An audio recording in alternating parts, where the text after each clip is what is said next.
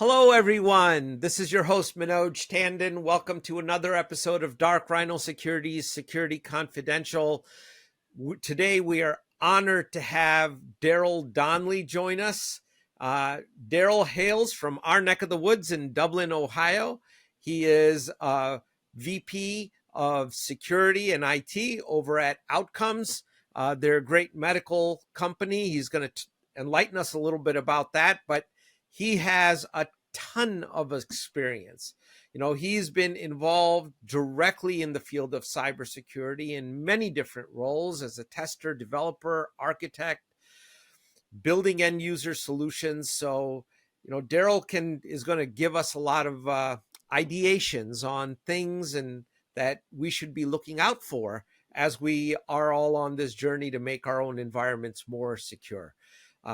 And with that, in his spare time, when he has it, he enjoys sports and he enjoys tinkering with technology like blockchain and digital assets. So we'll try and dive into some of those areas as well with him. But Daryl, welcome to the show. Thank you for being here. Thanks, Manoj. It's good to be here. It's nice to be able to come on and talk with you. Yeah, absolutely. So, the pleasure is all ours. So since we're all in the same neighborhood, and it's ironic, I've not heard of Outcomes, and we're probably in the same zip code. So if you could give us a little background about your company. Yeah. What is Outcomes? So as you said, so basically Outcomes is a technology company that builds software solutions in the healthcare space. So we have different solutions for end user patients, for pharmacies, for manufacturers, for pharma. Where it really originated is a spin-off or a merger of two companies. So in July of 2023, we merged from Cardinal Health, or about 500 people, was a business unit outside of Cardinal Health that merged with another company called TDS Clinical. And so now we're right around 800, 900 people and coming together, kind of similar synergies around focus on the patients and focus on making our healthcare system processes better through technology. That's fantastic. So are you guys handling patient data then? Yes. Lots of patient data. We deal with it day in and day out. Yes. On our platforms. So unfortunately, you have a target on your back then. Correct. Yes. You guys are in a very high risk sector. Yes. And we'll get to that in a second then. So let's put a pause in that one and how did you end up in cyber then? Like you've done so many things. What was your journey like getting here? Yeah, my journey is interesting because, like as you already said, I started out as a software developer, computer scientist, building software for mostly end users. We had the privilege of doing consumer-based type products. I've been doing it for about 18, almost 20 years, and then we started building a security product, which was interesting because I hadn't done as much, but I knew what I was aware of, hey, some better practices, engineering practice around building software. But really what kicked it off is my buddy and I went to a lunch and learn. And we went to this lunch and learn, kind of really looking more for a free lunch probably than we were. We're also interested in the technology, you know how that goes. Yeah. And we're there, and the guy started hacking into his box and showing us all these vulnerabilities of how easy it was to escalate privileges, to get data that they didn't need. And my buddy and I were looked at each other like, wow, this is interesting, And so we went back to the office, and needless to say, within 45 minutes, we'd hacked into about 4 or 5 of our systems that we'd used, reported those. We're good. We reported them to the companies and said, hey, we were able to escalate our privileges in 15 minutes on this product. But really, it really got me kicked off and had a passion around security from an application perspective, because as a software developer, you want to build quality software. So really, it really started for me. This is an education problem. This is an awareness problem, because no developer I've ever worked with, Ben myself, would want to build software that was easy to get a defect or get a workaround. And so that really kicked off my passion and interest to how do I help software developers understand security better. Wow.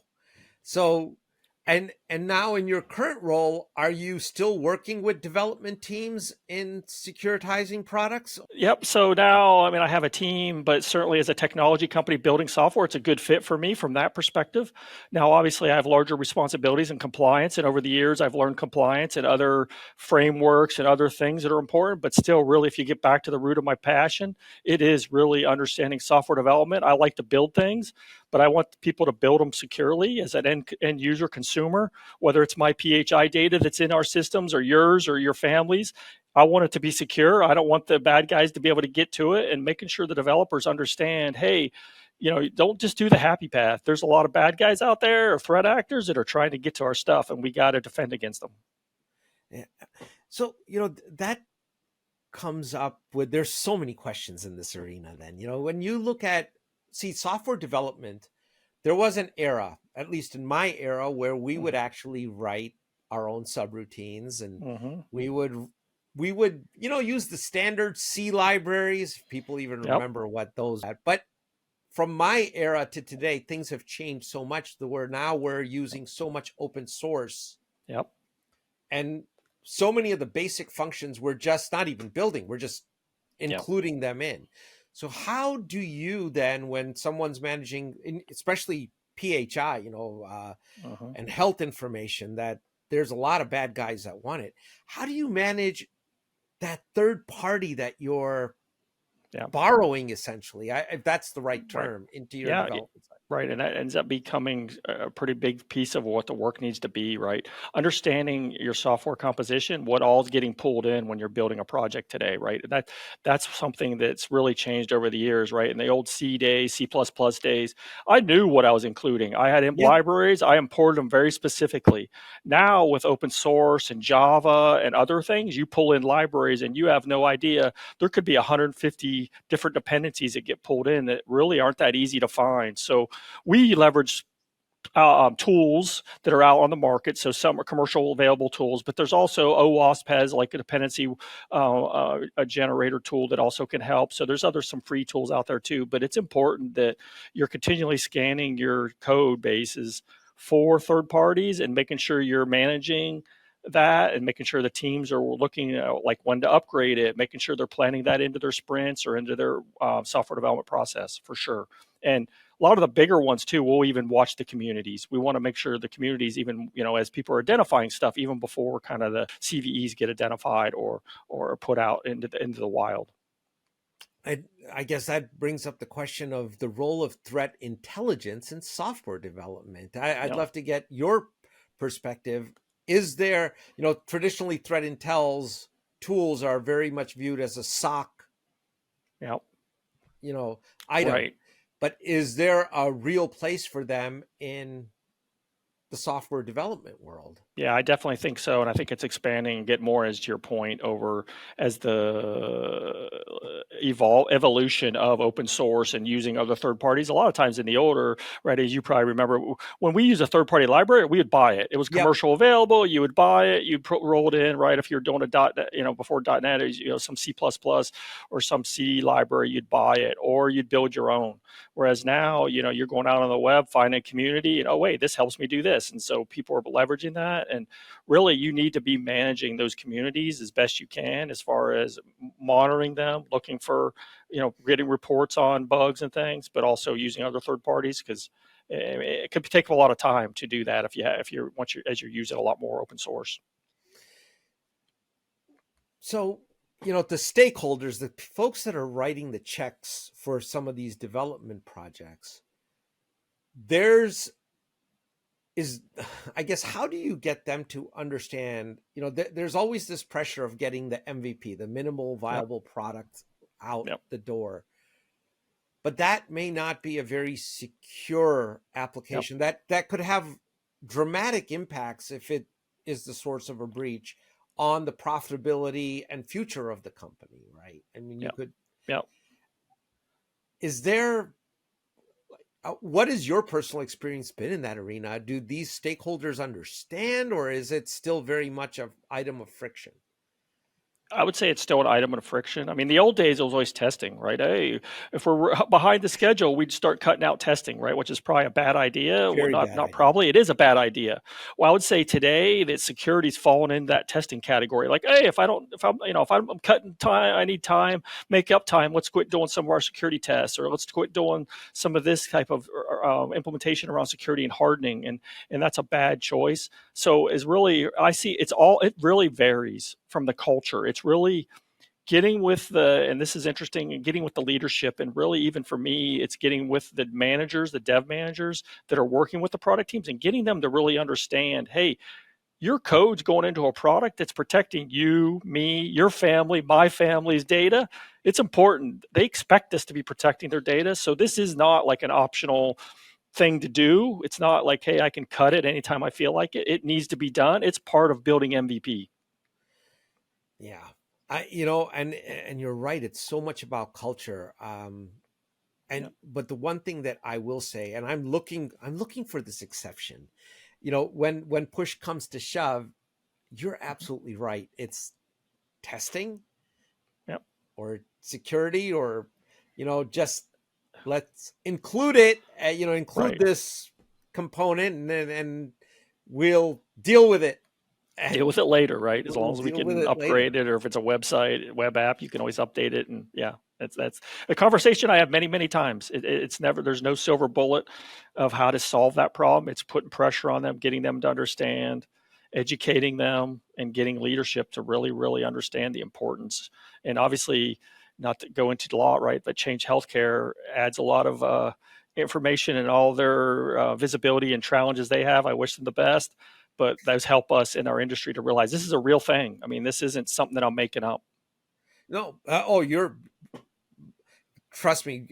Given some of our experiences, you're absolutely not making it up, right? And then Right. unfortunately, it comes to a head when things really go wrong. That's Correct. And that's too late, but that's what happens. that's what happens. Um, when you're, I guess another question here in that arena is, well, actually, there's two questions. So the first one is, what about reverting back to developing some of those libraries? And I know it's a pain. I know it would be, but then Hmm. the content of it, and Hmm. reduce your dependency on open source. Or is that Hmm. completely a non-viable, dead on arrival? Yeah, I guess the conversation will come down to, if it's not your core business value, it ends up being a tough discussion, because hey, I want to spend my resources and my people's talent on our IP, or our intellectual property, or our real value as a business. And so when these other things are out there, it's too easy to grab them and start pulling them in, but it does add risk 100%. So pulling some of it in, if it's reused, it's our value. I see some of it, but and more it's, hey, here's a library, let's pull it in. Which one should we pull in? For sure. Then what about, there's been the second part of that question is that, there's been talk in the federal government about having legislation that would hold the software developer accountable for a breach if it's a result of their product, application, Yep. embedded system, as the case may be. What are your thoughts about that? That's an interesting concept, because and once again, the government stepping in, I have lots to say about that. But Please would do. it raise the bar? Yes, potentially. But I'll tell you what, the way teams are run today with their tight deadlines and business driven deadlines, you would lose a lot of software developers, because they would not agree to it. They would know better. It's like, hey, I'm not getting proper time to build the software. I'm kind of forced to, from the environment perspective, to put in little, or use the most. But I think it'd be very interesting if the government did that. It'd be a huge change to the culture and the way we develop software, guaranteed. Oh yeah, I mean the implications are far reaching, and this has Right. been talked about. Yep. They've been talking about it since I was coding, because they were talking about having government tests for developers, having them more responsible, like legal, like you said, like a lawyer or a doctor. We'd have to carry liability insurance then. I mean, it's just, it's amazing to think. I don't know. It should be huge change. Well, Part of your hiring given practices would be how much liability insurance you have as part of a developer. yeah, sure. Well, that falls in the area of malpractice, right? I mean, Correct. it Correct. would end up there. Yes. Well, I think the good news there is that given the state of our Congress today, I don't think anything's getting passed anytime soon that's going to be that controversial, but it's certainly Right. been discussed in committees Correct. And and it's been on the table. And I don't know that our legislators actually understand the extent of yeah, what that would yeah, involve. I would agree. Very few of them do, and quite honestly, really, if you really want to get change, is probably put. And I know there's more. There's been a lot happening around that, around the board, executives really starting to get more liability around a breach or an incident. And I know that's a challenge too, but they're the ones a lot of times that are helping fund and picking, and so making sure they're getting proper funding and quality talent working on a product is important. Absolutely. So I want to get your thoughts on in the general world of cybersecurity. You obviously this is a top 10, right? What we run into is I don't know how many people even get the top 3 right. Forget about the top 10. I mean, what what's the foundational issue do you think in our industry that's still leading to so many breaches? We're still not able to get the foundational hygienes in place. Yeah. I'm not Yeah. picking on you, by the way, Daryl. No, It's a more general topic here. I to don't me, I want to think get it's someone two. with, I yeah, think there's two main issues. I think it's education, and I haven't looked recently, but and I did more research about 10 years ago. I was looking to go get my master's. The number of schools that even taught cybersecurity, now it's changed a ton in 10 years. But even go look at how many programs, like computer science programs in college, even teach security coding. It's increased a ton in the last 5 years, I would say. But even that's foundational. In school, you're taught to get a lab done. You're not taught to make it right, good code, secure code. So that's the one area that to me is a big foundational okay. piece. How we're teaching our developers what's the right thing to do. The second is really having proper time and leadership understanding it's not an optional capability. This is our consumers, whoever that may be, could like us and patients or hospitals or just you and I using a mobile app on our phone. Sure. I expect it to be secure. And so it's not Right. an optional requirement. Why would I, if you put in the Google Play an app on my Android and said, "Yep, this app isn't secure," well, I wouldn't install it. I don't care how much it was free or not. I would never install it. See, I think you're probably an exception, though, Daryl. I bet you a lot of people would install it because Well, if they think it does convenience you're wins. right. You're right. It's once again from a consumer. As far as I guess, if we made it more public that it wasn't secure, I think more and more the media is doing marketing in the general public. Because I get more and more questions from just general people around security now than I ever did. So, but you're right. If it meets my needs, people want convenience over security. That's for sure. That's right. I think on the But educate. Go ahead. I'm sorry. Yeah. no, but I think this is partly the challenge we have as a security industry. People want convenience over security. So I've always tell my teams, we need to make the easy button the secure button.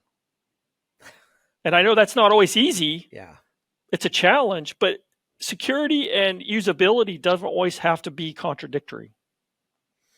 No, it doesn't. But there's a time factor and a cost factor that goes. Correct. Exactly. To do it right, to do it, yes, 100%.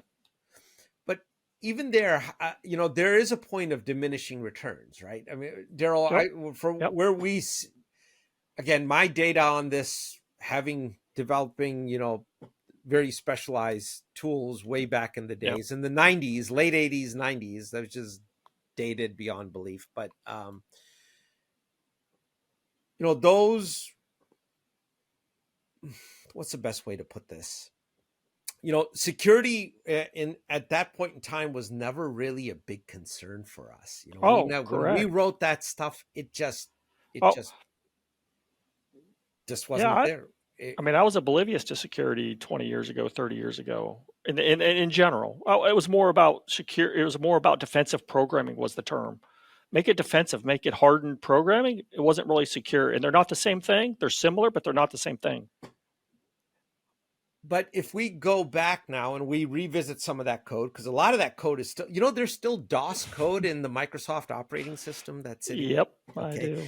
But Scary. if we go and address that, where's the point of diminishing returns? Because how much time and money do you invest in it? Because foundationally, it seems like, well, it's not that it seems like, I would argue that it is, that if it's developed by a human being, it's foundationally flawed because we're not perfect beings, Correct. right? So everything we Correct. produce has some flaws in it,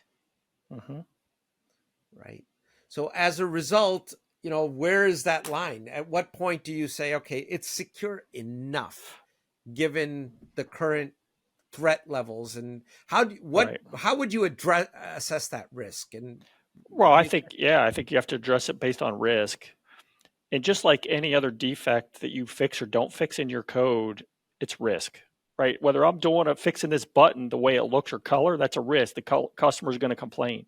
Or if I click that button and I can do a SQL injection because of it, that's a risk. So way different levels of risk on those two incidents, right? So you need to look at it from a risk perspective and really talk through it and make sure they understand it. But I think having that discussion is difficult today if people don't even understand the implications of security or understand what is good security. Because to your point, it's never going to be 100%. No. I mean, I know there's some philosophies out there, and they've done some of it, right, where you can do mathematical formulas and do more scientific engineering methods for each method, and there's ways to do it. But even then, it's flawed. There's always going to be, as any humans involved, it's flawed, potentially.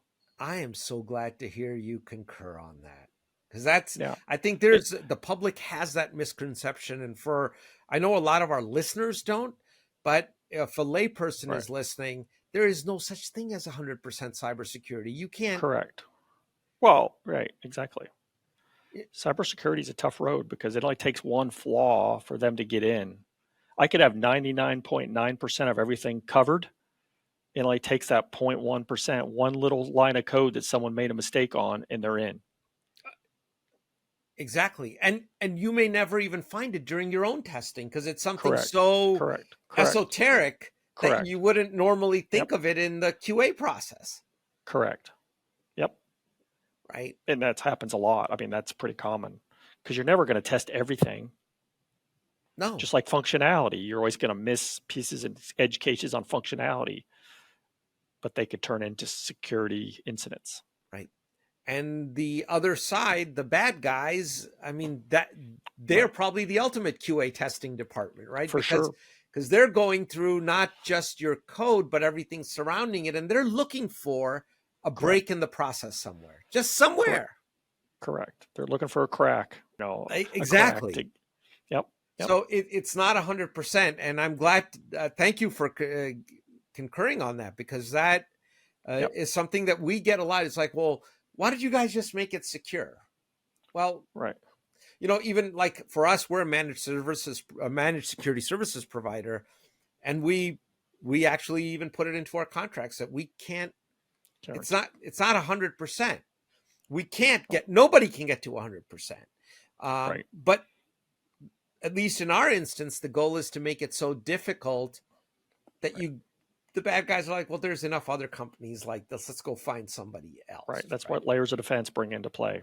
Right. I mean, you have to have layers and layers upon layers, and software development's the same way. You need layers. Some of those are infrastructure layers, but some of those are actually layers need to be in the code themselves.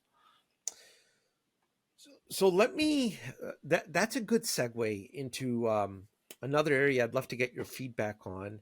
Is if you look at, I don't know if you've seen the SANS Institute, their investment scale on cybersecurity, where they have prevention on the left-hand side, and they recommend everybody starts on the left-hand side, and then they go to the extreme right with proactive cybersecurity,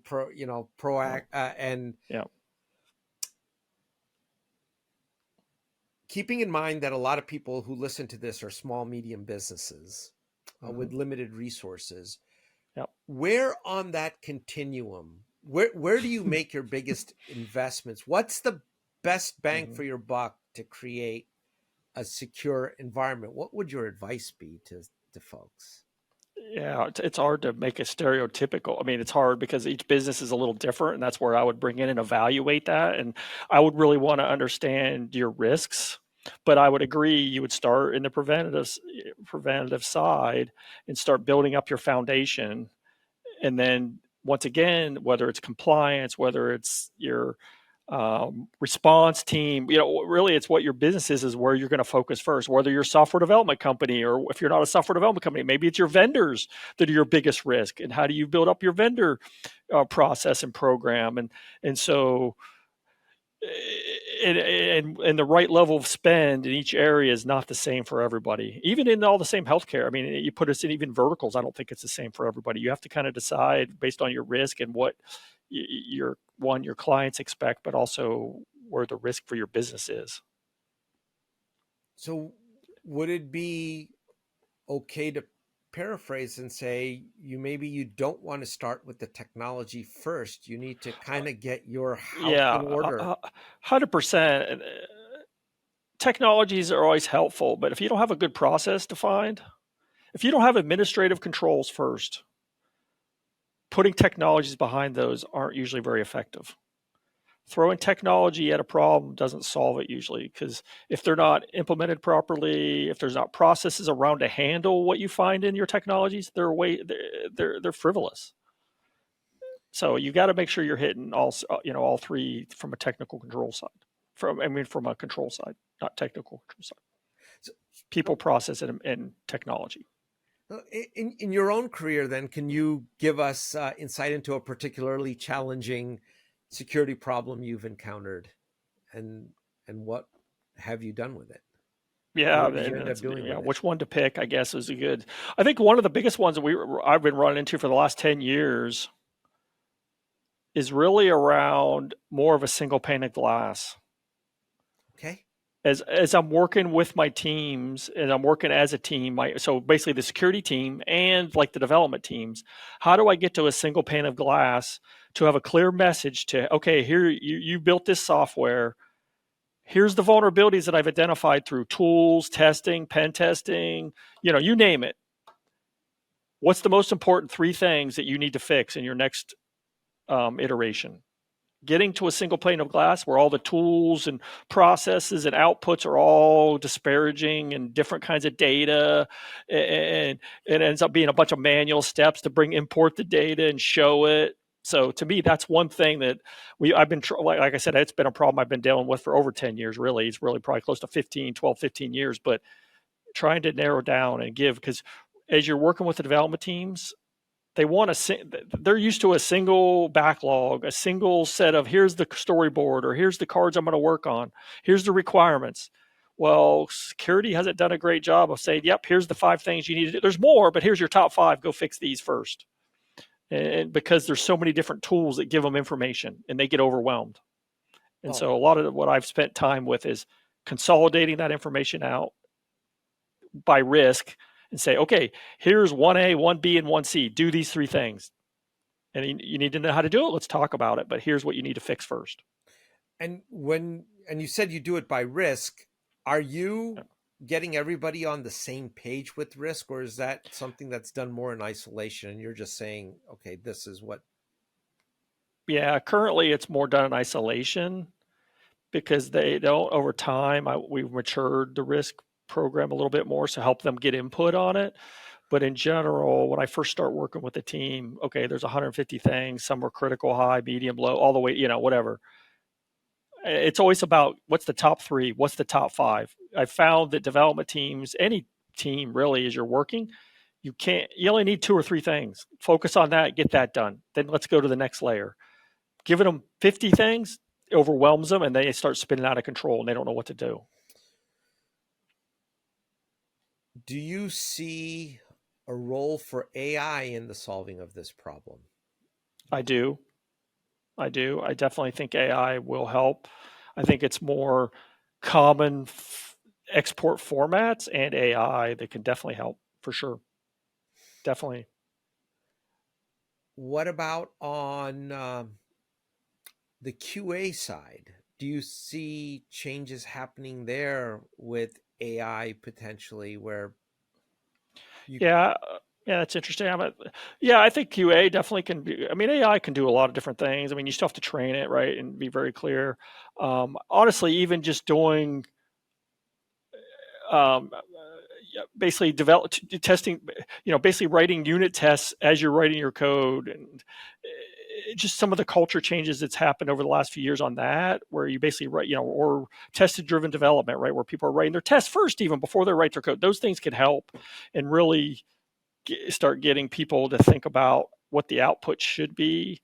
And really the other big thing that I talk when I talk to teams is once again back to our training, and at least when I was in college, and it's been a while, but is more about the happy path. It's always about the happy path. right? So really get into a team and talk about what's the malicious path, what's the error path. You need to be thinking about these because this really happens. And if you don't include those in the happy path, your code's not going to hold up to some kind of attack. And oh boy, what you just that's a big problem. Okay, Yes. And that's and part of our training. That's part of the culture. That's part of time. There's lots of pieces into that. and I think and this is where I'll go. I'm on the advisory board of some universities in their computer science department, and one of my things that I've been trying to get people to listen to about this is that it's not just enough to teach good coding, but we need to be teaching about how the mind of the bad actor, what are Yep. they thinking Yes. about, how do they think when they're Right. attacking code. Correct. And to date, the only organizations Yep. that I've seen that actually have a really good program around that are in our federal agencies. When Mm. those guys are absolutely into psychological warfare, Right. understanding Right. Right. what's going on, and then how do you compromise, how would we Yep. be compromised, and how would we compromise someone. Correct. But that's not a part of any university program right now, at least in the 48 continuous United States. Interesting. Yeah. See, that's too bad because I use threat modeling exercises for that. Okay. Really. So, yeah. So a lot of times I've done table talks, threat modeling exercises, and it really not always a lot comes out of it from a output other than it's really a training exercise to bring the whole development team in and talk through exactly what you just talked about. Okay, let's map out your data flows. Okay, what I'm going to do this. I'm a bad actor. I'm going to try to get to that. Can I do it? I'm going to start attacking your thing in different places. What are you going to do? How's your code going to react? And then asking them, how would you attack your code if you knew you wanted to get to this piece of data that's critical, whether it's a key, a password, or PHI, whatever it is. What's valuable in your system? How would you get to that if you were a bad actor and wanted to just get through it? And a lot of times they can tell you, it's like, oh, well, we know we have this skeleton over here. And if you do this, you do this. Yep. I'm like, okay, there's a threat. That's a problem. That's what a threat actor is going to do. They're not going to do the happy path and be nice. No, not at all. They're going to be thinking very laterally Correct. in order to move laterally. And very complex too. Oh, absolutely. Yeah. These technical problems are not trivial, but Correct. then the adversary is not your run-of-the-mill criminal either. Right. Correct. Right. I mean, these are trained people that this is their profession. That's what people, other thing that good education to talk about, right? In a lot of places, these are their profession. So think about it. If your profession to attack software, how would you do this? Well, you have thousands of PhDs at the GRU in Russia who wake up every morning to Right. find flaws. Yep. I mean, that's a hell of an adversary to go up against. Bingo. Yep. For Right? sure. You're making it, and their job is to break it. Right. Correct. Well, could you put a college curriculum together around that topic? I don't know. I haven't thought about it. I've thought a lot about it. We need it. I haven't thought about that to level potentially. That'd be interesting. I could definitely get you an audience if you could, because this has been a passion of mine personally. is Mm-hmm. Uh, like I getting said, yeah, into the mind of the bad actor. correct. Yeah. Well, I think, like you said, I mean, one of the root problems is the education, and we got to fix that. Not that that's going to solve all the problems, it's not, but at least people coming out of our education programs will be aware of bad actors, be aware they're out there, how to defend against them, and obviously it evolves, so you got to keep learning. But that's a huge win to be able to give them to even know that it exists. I mean, What about end user behavior in all this, right? I mean, that's a big gap as well that creates, I mean, a yeah, lot of times when code is being developed, I'm not sure that the development team they have a view of how a user is going to yeah, interact with it, but they really don't know how they're going to interact with it. yeah. Yeah, I would agree. I would say that's one thing we're doing. One of our philosophies, and one of our philosophies with outcomes, is to get more exposure to development teams on how users are actually using their software, which is very important. It really helps enlighten them, not just product managers as well, but the development teams themselves want to sit there and watch someone watch their software. That's a very interesting thing. That used to be more traditionally just UI, UX, usability experts would do that.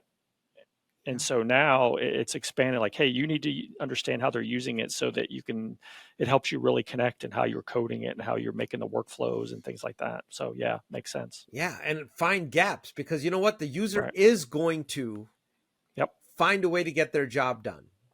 Right. Period. Efficiently as they can. I mean, over time. Yeah. Yep. And they're not going to let technology get in the way of it, Right. you know. They'll try the shortest path. If it doesn't work, then they'll Yep. try plan A, B, C, Right. D and you see it all the time where people and users discover gaps. Hey, you know what? If I click this and do this, it actually lets me in and Right. lets me shortcut this. And maybe that Yep. was never a spec. Yep. Exactly. Right. Yeah. Definitely used to be with special key combinations or things like that in the old Windows desktop days, or desktop app. It's like, yep, oh, wait, you have that shortcut. They're going to use it. Boom. They've jumped 3 screens. I would bet you $1, Daryl, that there's probably still key combinations and things like that that you could find in software that's floating around there. Oh yeah. I just look at SQL injection. We've known about Yep. that forever on websites, right? Yep. 1998. How many, just reading of the breaches, how many SQL injection hacks have we even seen in the last year? Forget about the last decade. Yeah. So it's still happening. Right. And that's, yeah, exactly. That's actually, I use that as our litmus test of like, hey, we're not where we need to be. 1998 was it discovered over 20 years ago, and it's still happening. And it's really not that hard to remediate if you know what you're doing. It's really not that hard to remediate. Yeah, but you have to. But you have to do it very deliberately and do it right. Yeah. Not hard code certain things into your code and you're Correct. passing it to your Yep. database. Correct. I'm not going to get deep into it, but another thing on the reporting of bugs and vulnerabilities. One of the things we've seen, like in the state of Ohio, the Secretary of State's office actually gives you leeway that if you hack them and you tell them how you hacked them, they won't press any charges. They won't press charges. They won't press Right. any charges, right? Yeah.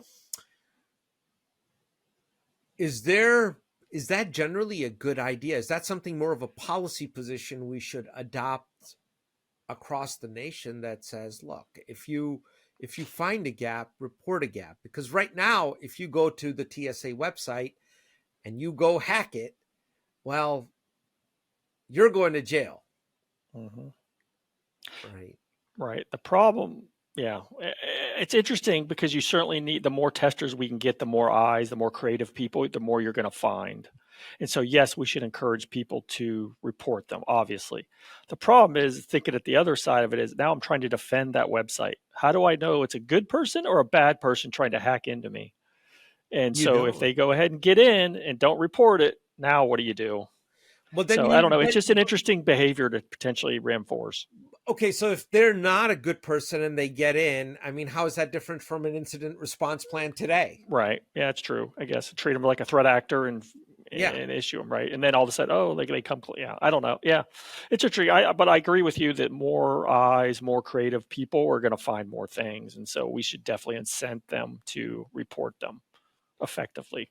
Yeah. I mean, right now in I mean, so many industries like, you know, I'll prick on the legal profession for a second. Those guys don't want to know if they necessarily have a lot of vulnerabilities in their environment, Right. because once they know Yep. about it Yep. and they don't correct it, they're Hmm. liable by default. Whereas we met all the compliance checks, you know, Right. and we have proper procedures. That we're fall. Yep. Yeah. Yeah. But once again, just because you don't know about it doesn't mean you're not vulnerable. But yeah, but it's certainly from a liability, it changes liability. It changed that's right. And is it any different on the healthcare side? Uh, Not really. But instead, but the other side of it, with HIPAA, high tech out there, you're still, you still have that regulation you're dealing with. So if someone does disclose information through a vulnerability or something, you're going to be dealing with that anyways. It doesn't matter if you knew about it or didn't know about it. It happened. You're going to have to deal with it. So a little bit, maybe. Daryl, how do we get compliance to actually benefit security? Like, I would argue that it does benefit some to a point. This is the challenge. To a point, it definitely benefits because it can raise the bar. It can make a common ground on the bar. The other side of it is it can potentially be also be twisted as good enough, and it gets confused with security. yes, So sir. that's the That challenge. That's the challenge. Compliance and security are not the same thing. Do they overlap? Yes. The biggest thing that I've seen compliance do in my career is really help up the bar on processes, really around documentation of processes and more administrative controls. How effective some of the technical controls are, yes, it's helped some, but once again, there's a diminishing return. You get to a point, and then after that, you're more focused on the compliance than on what really security is. that's that concurs with our experience, very much And so. that's why it's tough when the government has to step in or do something. It helps raise the bar initially, but overall, it ends up being not as secure in the end. Yeah, because you look at all the major corporations that have been breached. I can Mm-hmm. assure you that every one of them met every compliance that, Mm-hmm. or they definitely have reports that prove that they were compliant to Yep. whatever Right. standard. They could get through an auditor. They get through an auditor, Yep. but a hacker still gets in, Correct. right? And yeah, and it's back to I could protect 99.999, and it's only that 0.001 thing that's not protected. The hacker finds and gets in. That's the diminishing returns. That's a tough. Yeah. In the medical world, do you, if we were to categorize breaches as those being caused by technical vulnerabilities that have been exploited versus social engineering, where do you think that balance lies, and where is it going in the future? And I'll give you the example. Like Okta recently, they had a breach, or not, it was MGM, I think they had a breach, and it was the Yes. help desk, that was a Yeah. socially engineered. Yeah. It had nothing to do with the software per se. It was a Right. process hack, right? Yeah. So where do you, on that threat landscape, where do you see, where's your experience saying this is going to go? Where? I think that's a great question. I and so I think with AI and all the deep fake stuff, I think that's going to be our next challenge for social engineering. I think it's already not even, it's going to be, it's already started. Oh yeah. So you're really going to have lockdown, and we've even looked at and started reviewing some of our processes around how would we defend against that? Would our processes hold up against that? Because you're going to see that more and more, right? As they're doing it. I mean, the typical scenarios. Yep, your grandson's on the phone saying, "I need money," and I'm in somewhere in some country that can't get out to his grandmother, right? And I need that money, and it sounds exactly like him because they have his voice faked. So what do you do to that? It's a tough, it's a tough problem when people want to help, people want to do the right thing, but they have to have very tight processes and follow them always. Well, there was that bank in Hong Kong where over a deep faked Zoom call, the fella sent $25 million of the bank's money, right? So not Yeah, only did they fake the voice, they actually faked the the video. video. Yep. I guess Yep. 25 million reasons is a lot of good reasons to. Yeah, exactly. I mean, once again, the money drives the solutions. I mean, so, you know, it's interesting. I think, obviously technical vulnerabilities are still always going to be there. You're always still going to have to fight with them. I would say even some of this in my thought, and once again, I don't know, some of some of the other nation states, some of it's a little more challenging for the social because their accents are pretty common, things like that. So you may be easier to defend against it, but the AI stuff that's going to come out is what's going to be the tougher stuff. And then there's always going to be technical vulnerabilities because there's no, like you said, like we started out, there's no 100% secure software. So you have to look at mitigating controls all around it and build software throughout to be secure as possible. Absolutely. Yeah. Well, Daryl, we're coming up on the hour. We want to give you a couple minutes to talk about whatever it is, plug whatever it is you'd like to do. So, you have the mic. I'll stop asking questions. Let our listeners know whatever you'd like to let them know about. Yeah, I don't really have anything specific. I mean, to me, it's still, this is a great industry to be in. It's still, we're chasing our tails a bit. We're not mature as we need to be to really defend against the threat actors. We need to keep plugging away. And I always tell my team, this is a marathon. There's short sprints within that marathon always, but we got to keep running the race and continue the marathon. Protecting your company, protecting your person every day, and when you get out of bed, and that's what it ends up being. So don't, keep fighting. Now, Daryl, do you participate in the Columbus B-Sides or any of the local conferences? Yeah, I have some. Yep, I have. I've got ISSA, things like that, and some of them. Yeah, over time, as time permits, I do. Yes. That's the key part. Is there any that you're going to be appearing at, or if someone I'll wants... be at the Central Ohio ISSA here in May, where I'll be going, and I'm going to be on a panel, application security panel. Oh, fantastic. If anybody in our audience wants to hit you up with anything, what's the best way to reach you? Yeah, I'm old school. I'm not on social media, so I'm old. I'm still so yeah. I mean, you could send an email or hit me up on LinkedIn. Is probably the best way. Hit me on LinkedIn is probably the best way. Okay. Is really the main social media that I use.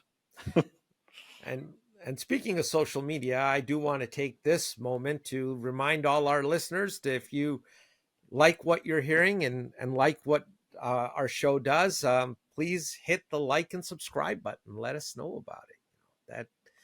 We know we have a large audience, but you just got to reach with your hand and click that little right that little button. Bump it up. But Daryl, it's been a pleasure. I would hope as time goes on here, you're always welcome back. Anything that you want to let our audience know about, would love to share. Thank you for doing this. Yeah, awesome. Thanks for inviting me. It's nice to be on and chat with you about some pretty important topics.